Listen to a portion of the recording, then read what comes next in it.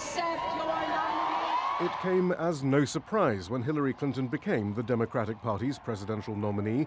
The decision had been made years ago. The invisible primary actually can take place immediately after the conclusion of the previous election.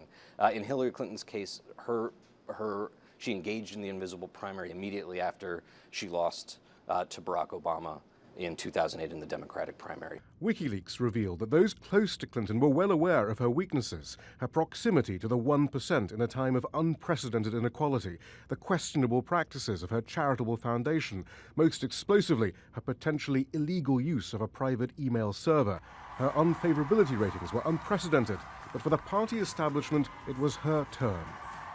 WikiLeaks provided proof the party leadership actively worked on Clinton's behalf even as it oversaw the primaries. Bernie Sanders' focus on dismantling vested interests and redistributive socialism was just too much. Sanders' campaign was of little interest to the news media, even as he attracted record crowds around the country. But that wasn't the case for a different insurgent campaign also underway at the same time. They're bringing crime, they're rapists. Lacking in policy detail but filled with offensive language, the Republicans initially enjoyed the attention Donald Trump brought them. Leaked emails show that the Clinton campaign hoped Trump would become the Republican nominee, and the U.S. media was delighted by the boost in TV ratings provided by Trump.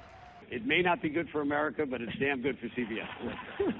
The establishment chuckled at Trump's sloganeering while failing to recognize that his pointed attacks at them, all of them, Democrats, Republicans, the media, the system, were particularly powerful coming from a member of the same elite. Most of the people on this stage I've given to. When I need something from them, 2 years later, 3 years later, I call them, they are there for me. And that's a broken system.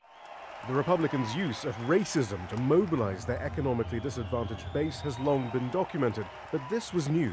The Republicans always allude to these things, but Donald Trump says, I'm actually going to do it as president.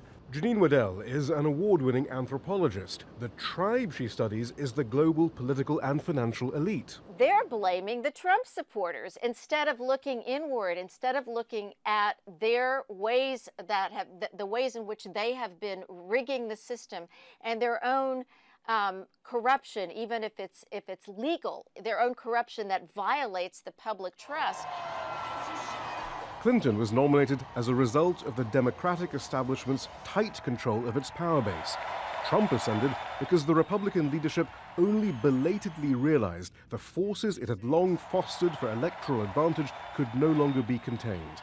And this is now the choice before the U.S. electorate.